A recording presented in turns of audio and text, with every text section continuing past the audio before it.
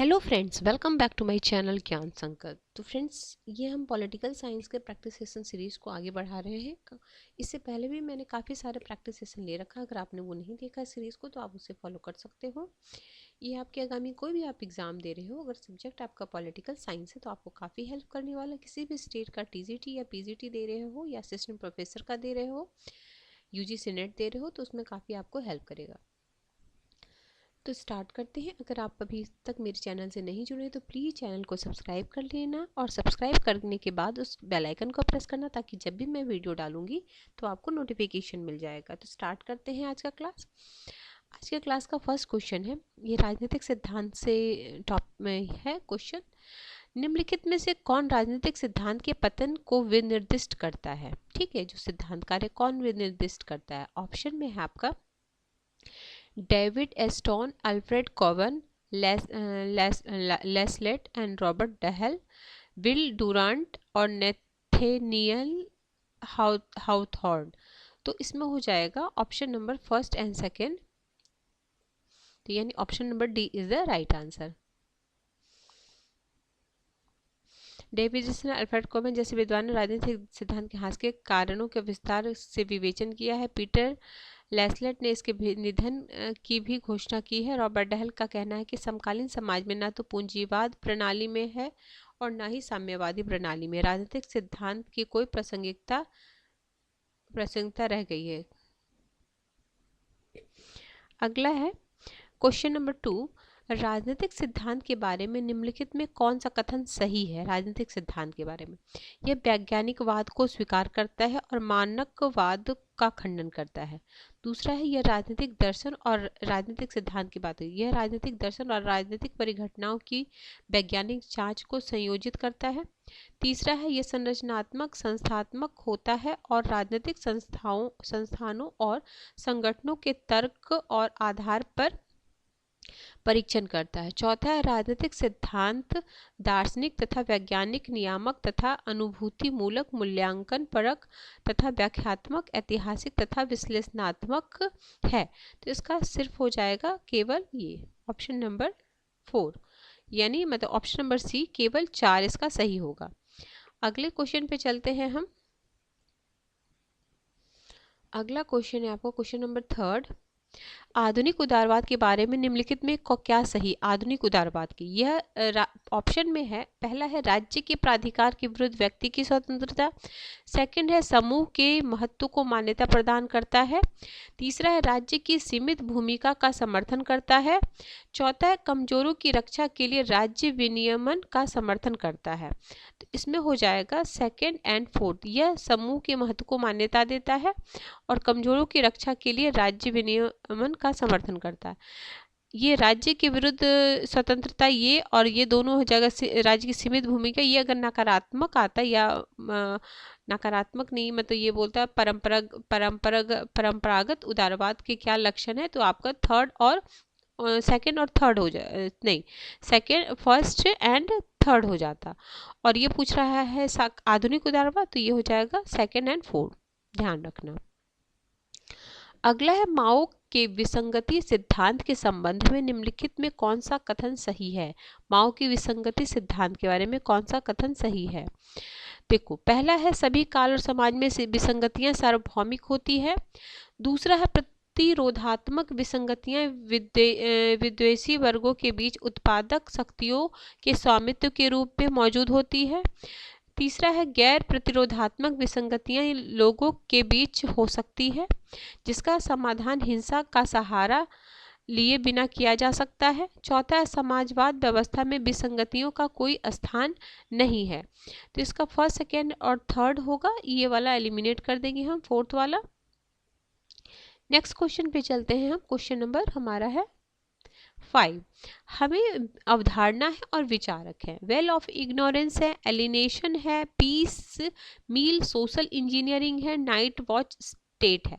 तो देखो, night watch state Robert Nozick का है, वेल ऑफ इग्नोरेंस रॉल्स का है, एलिनेशन वाला आपका कार्ल मार्क्स का हो जाएगा, फिर पीस मील सोशल इंजीनियरिंग कार्ल पॉपर का हो जाएगा। तो फर्स्ट का है आपका थर्ड, फर्स्ट थर्ड में किस में है? सी में है, एक से ही आपका आंसर आ जाता।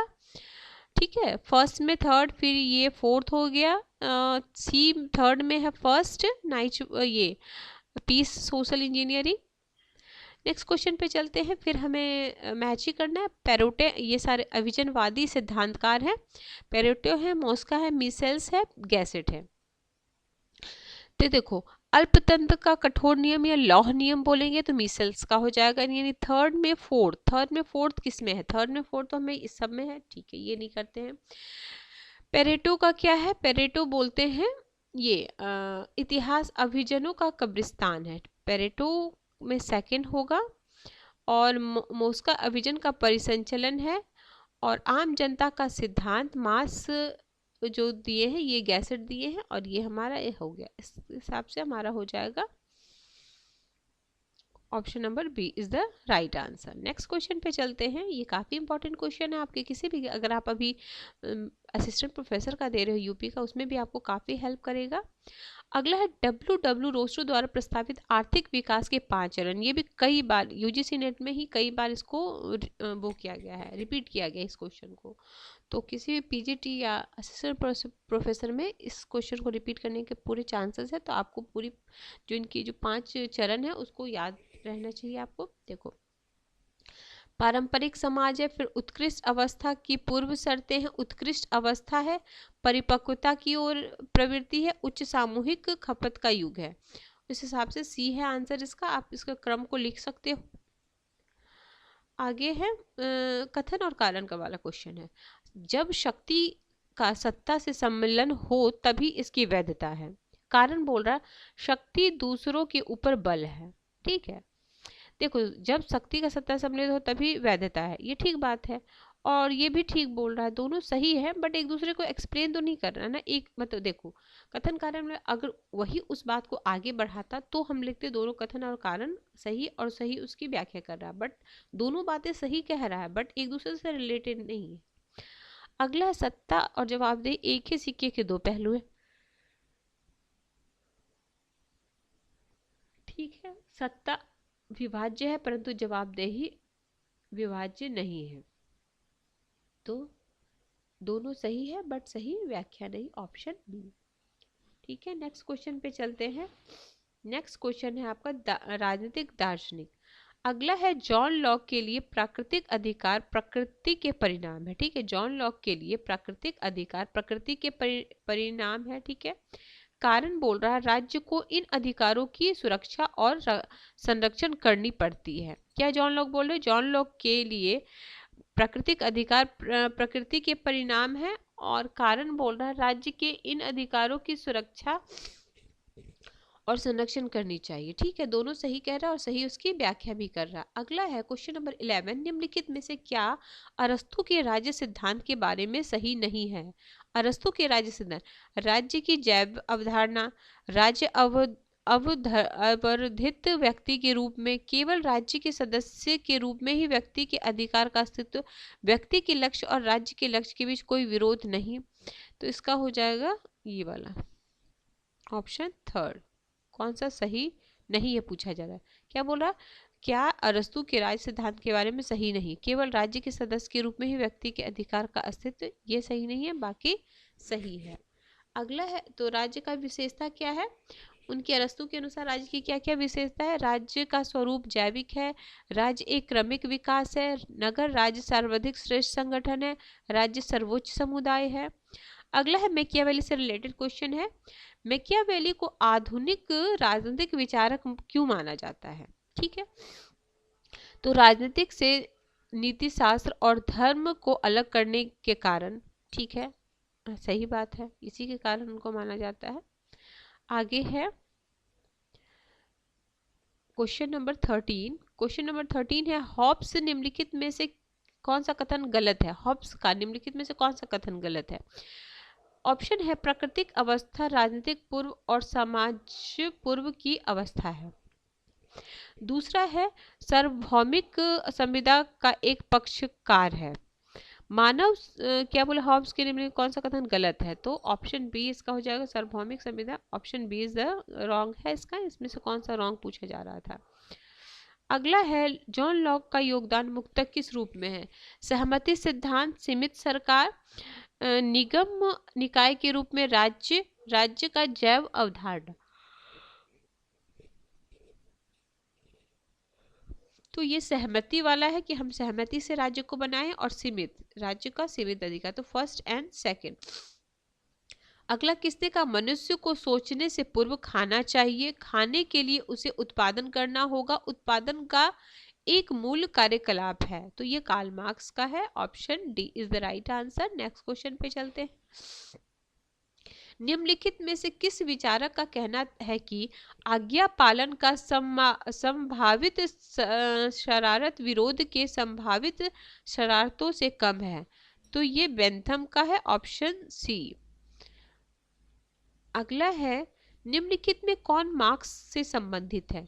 पदार्थ गति की अवस्था में है, पदार्थ में पर्यावरण के दबाव के कारण गति होती है, रूपांतरण का नियम परिणात्मक और गुणात्मक दोनों होता है, पदार्थ में विरोध निरंतर अनंत है।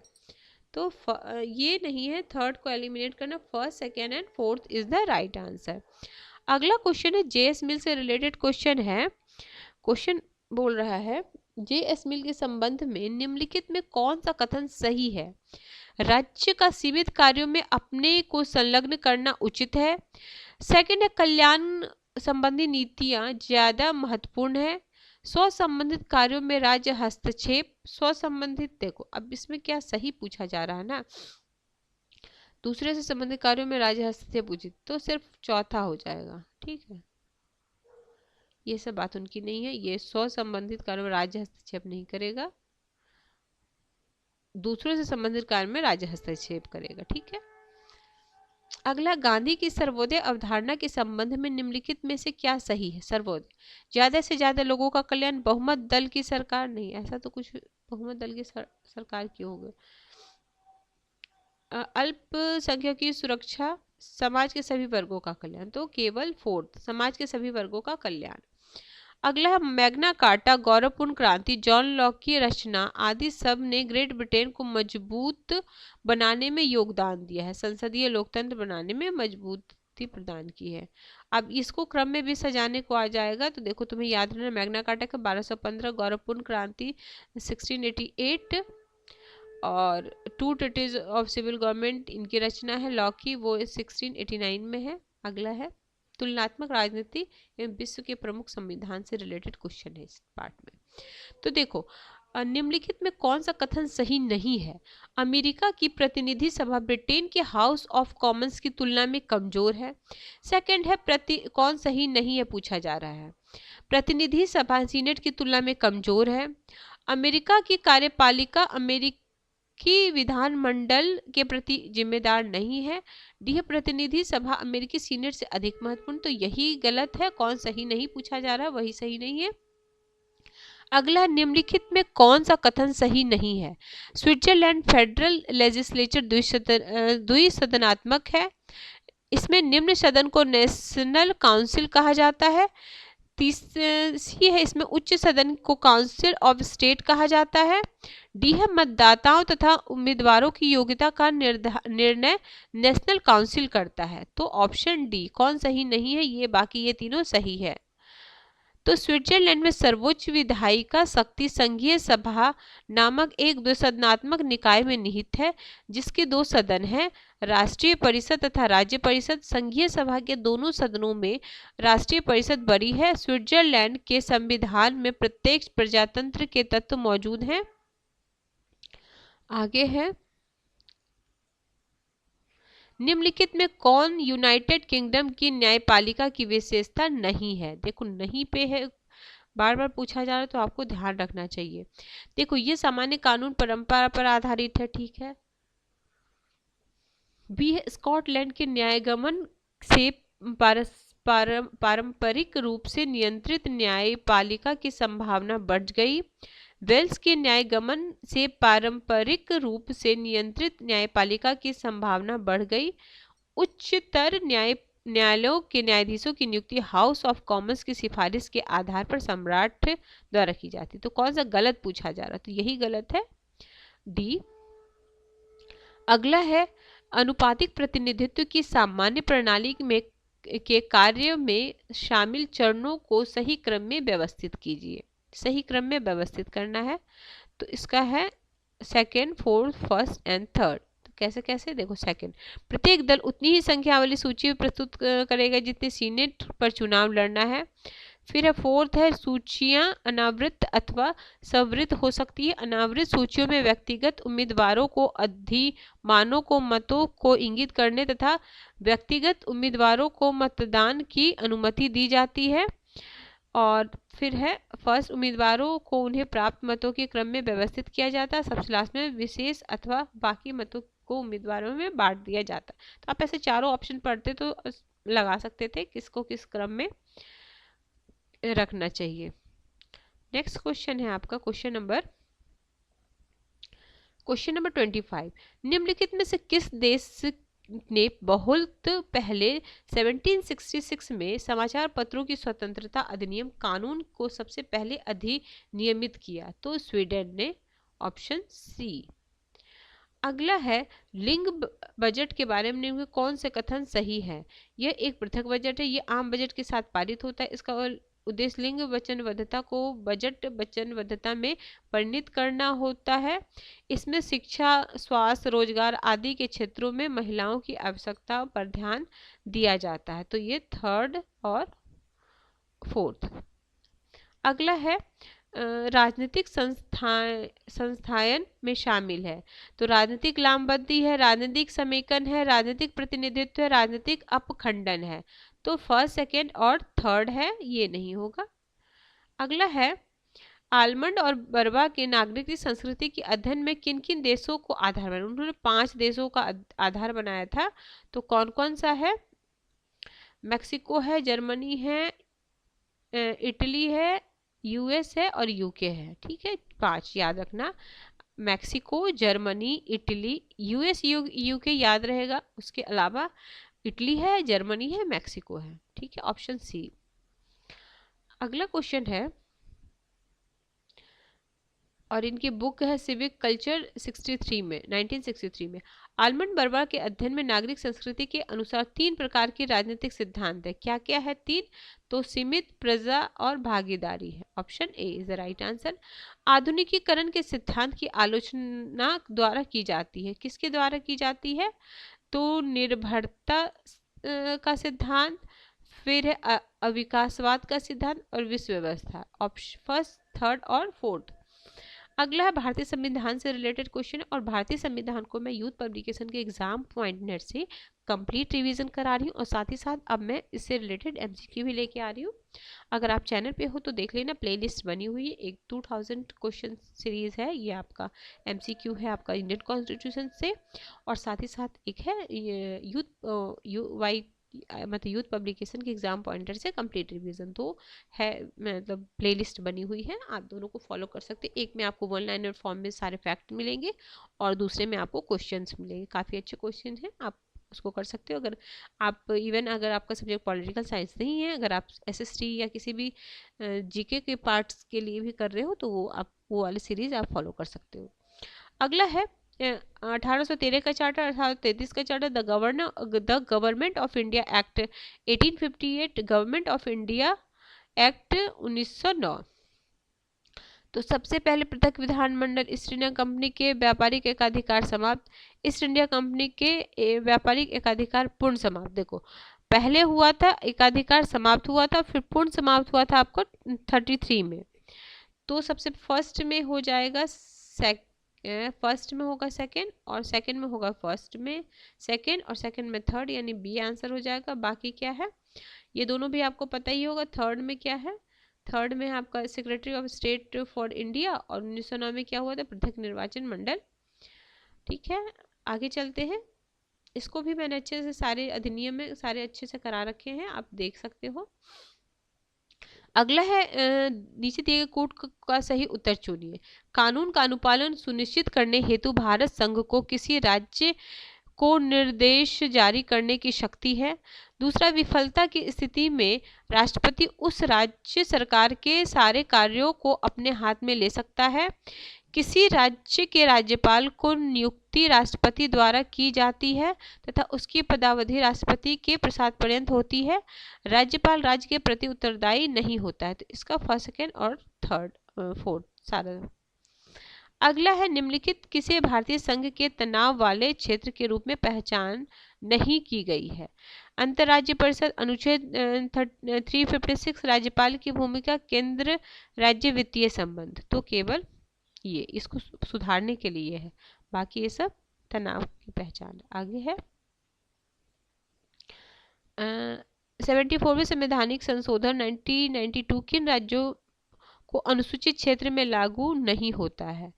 तो इसमें हो जाएगा ये, और उत्तर प्रदेश और राजस्थान, उड़ीसा हो जाएगा, हरियाणा और उत्तर प्रदेश, ऑप्शन ए।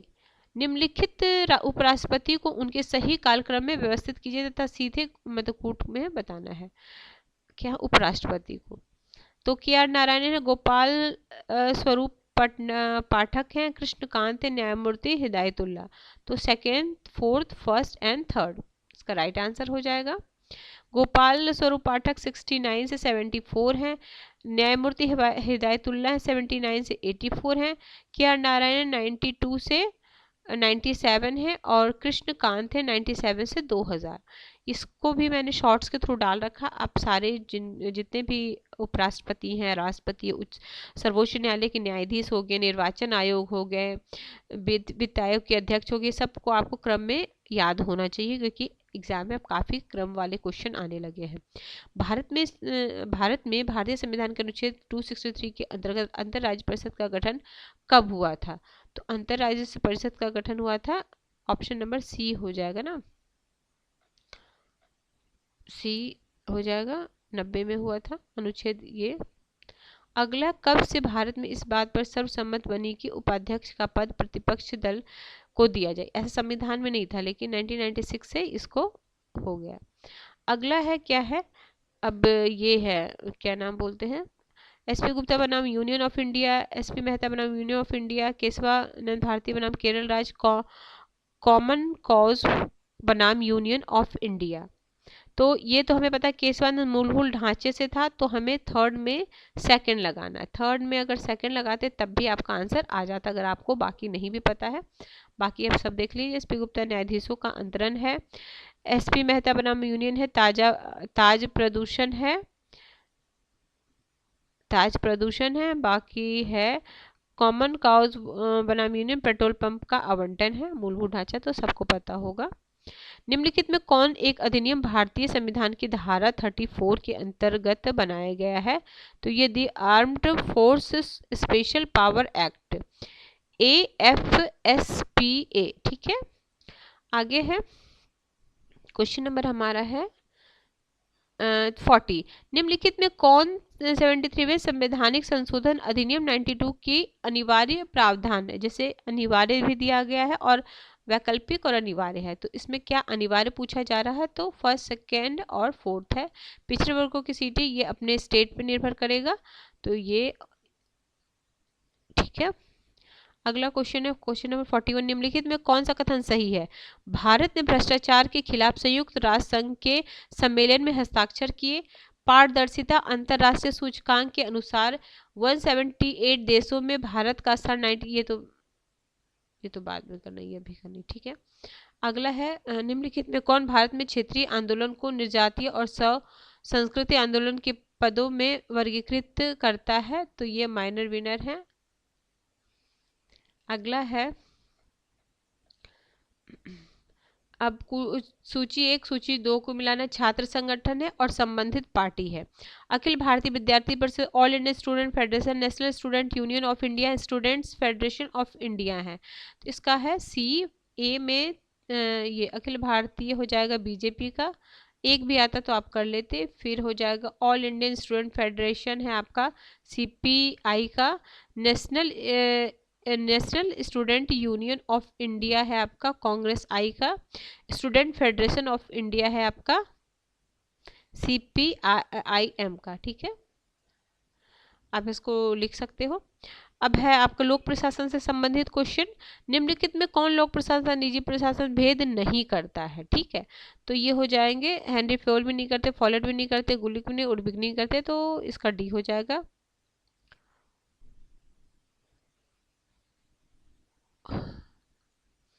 आगे है, और मैंने काफ़ी सारे क्वेश्चन आपके पब्लिक एडमिनिस्ट्रेशन के भी ले रखे हैं, आप देख सकते हो, अगर चैनल पे हो तो प्लेलिस्ट को चेक कर सकते हो।